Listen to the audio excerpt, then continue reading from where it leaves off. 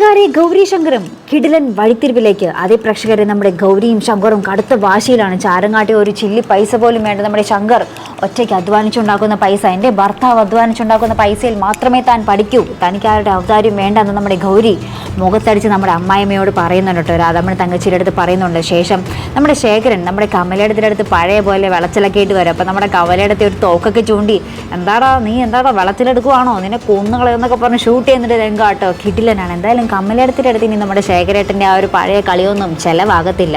കമലയുടെ ഇപ്പം പഴയ കമലയുടെ ഒന്നും അല്ല അല്ലേ പ്രേക്ഷകരെ. അപ്പുറത്തെ നമ്മുടെ മിഥുനും ധ്രുവനും നമ്മുടെ ശങ്കറിനെ പെടുത്താൻ വേണ്ടി പുതിയ കെണിയും ഒരുക്കുന്നുണ്ട് കേട്ടോ.